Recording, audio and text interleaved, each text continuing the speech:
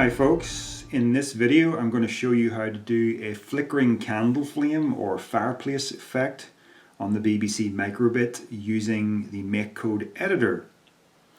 So just to show you what we're aiming for, we're not going to use this show LEDs instruction, but just to show you what we're aiming for, the idea is there are 5 columns here labeled 0, 1, 2, 3 and 4, and at any instant there might be, like for instance, there could be all 5 LEDs lit up here on this one. This one might have 2 LEDs lit up, this one might have 4, this one might have 1, and this one might have 3.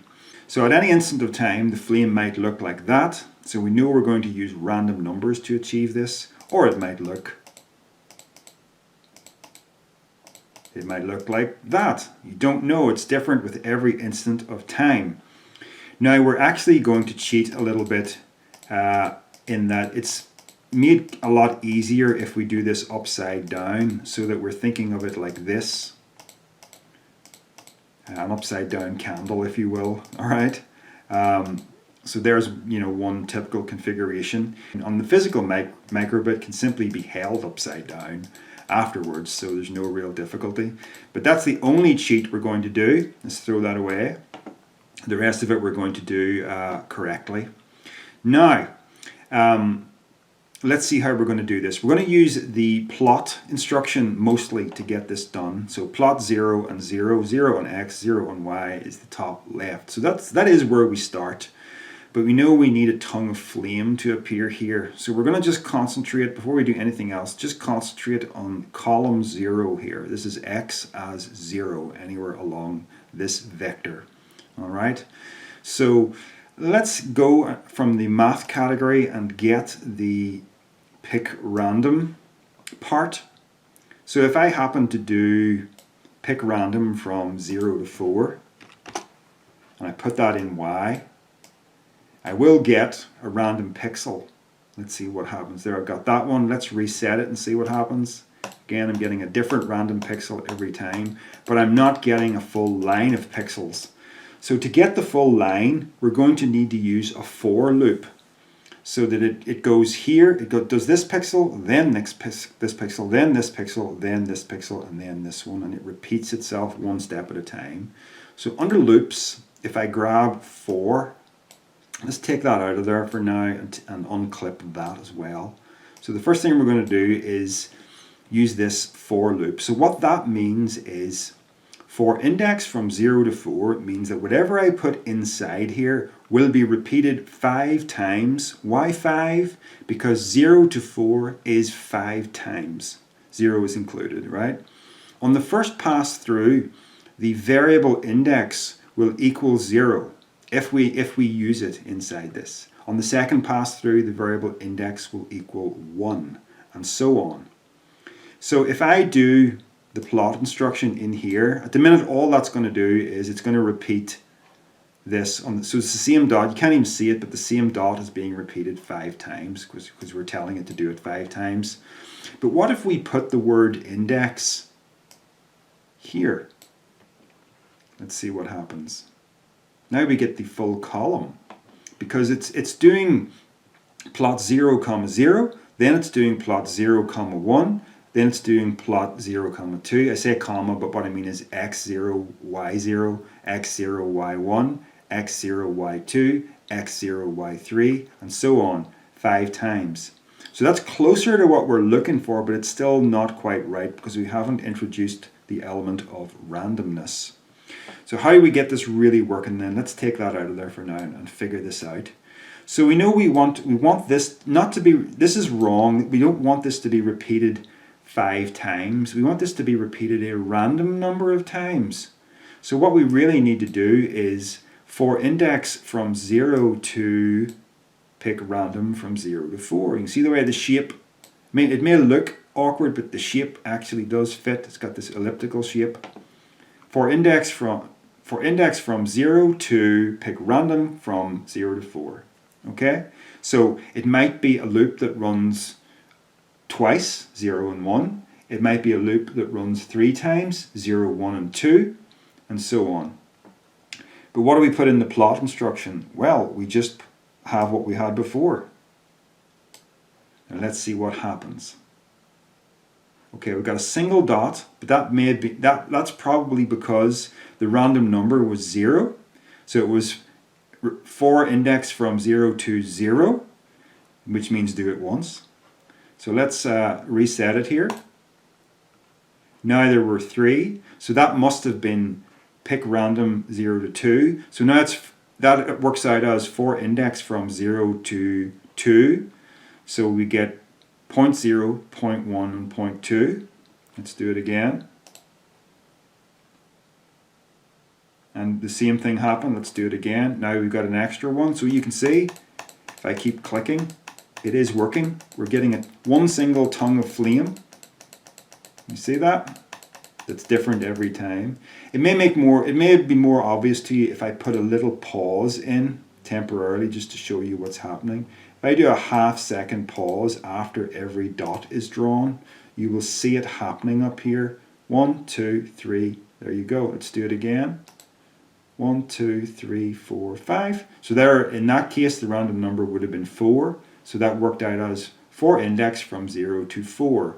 The idea is you just don't, as a user, you don't know what you're going to get in here. You just get a random result. So that's how it works. But we know we don't want that pause in there. We're going to take that away. Right.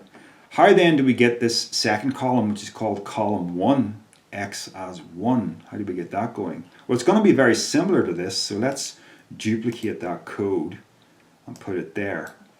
Now, what do we need to change? Well, this is the column. This is the thing that controls the column we're on. So we want column 1 instead of column 0. Let's see what happens. We should get an extra column, and we've got one. Let's reset it a few times. We've now got 2 random tongues of flame. Let's do a third one. Pop it in. Change x to 2. Now we should get a third one. Yep, and it's all working. So you know it's very easy now to do the column number 3 and column number 4. It's just the same idea. But that's a very lazy way to code this. So I'm going to show you a nice little method of shortening your code dramatically. Let's put those away. We don't need them. First thing I want to do is I want to label index a bit better. I don't like the word index there because it's not very meaningful. I'm going to create a variable, make a variable. I'm going to call it flame height because it is the height of the flame. Right? And I'm going to, instead of the word index, I'm going to do for flame height from 0 to random number between 0 and 4. Let's do the same thing in there. Variables, flame height. There we go. That just makes it more meaningful, okay, to put it that way, so that we don't get mixed up. Now, I know this has to be repeated 5 times, 1 for each column, where x will be 0, x will be 1, x will be 2, x will be 3, and x will be 4. So let's go and grab another for loop. I'm going to put it in there. It says for index. I don't like the fact again that it's called index, so I'm going to make a variable and I'm going to call it column because that is what we're dealing with, columns. So let's pull that on top of it. So for column from 0 to 4. And I know that's correct because I've got the column 0, column 1, column 2, column 3, and column 4. So if I put that in once, this will be repeated 5 times with the variable column equaling 0 on the first pass, equaling 1 on the second pass, and so on. So I'm only getting 1 column. Why is that? Well, it's because I'm telling it every time to plot on the x vector 0, which is this column. I don't want 0 in there. What do I want? Well, I want 0, 1, 2, 3, and 4. And how do I get that? Well, I get it from the variable column. So let's grab the variable column, and instead of 0, put column in. So plot x from column with column and flame height. All right, and there we go. We've got the pattern. And if I keep resetting it, you can see that it's working. So the last thing then that I need to do is move all of this onto a forever loop because it's only going to run once if we leave it there. So we're not going to get any kind of flicker. And I want that flicker. So let's move that onto the forever loop and we will do away with the onStart. Now let's see what happens. Something's still wrong.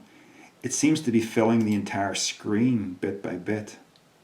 Well, that's happening because each time it draws a picture, it's drawing the next picture on top of the old picture over and over again until it eventually fills the screen. So all we've done is we've forgotten to clear the screen each time. So let's go back to basic and grab the clear screen instruction. You could put it at the beginning or the end. I prefer it at the beginning. So the first thing we do is clear the screen, then we draw the flames, then we clear the screen again, draw the flames again, and it goes on and on forever. So let's see what this effect looks like. It should be something close to what we want. And there it is. It's a little fast, so I'm going to grab the pause instruction, and I'm going to put a pause in after it draws the flame. Pause 100, let's see what that looks like. That's pretty good. It's a little slow, so let's speed it up to 50 milliseconds, which is a 20th of a second. And there we go, that's pretty close to like a flickering flame. That's it finished. So a nice little effect that you can do once you download this onto your microbit is to hold a page in front of the LEDs about a centimeter away so that the LEDs become blurred, and it really does look like there's a flickering flame behind there. Alright folks, that's it for this tutorial. Happy Halloween.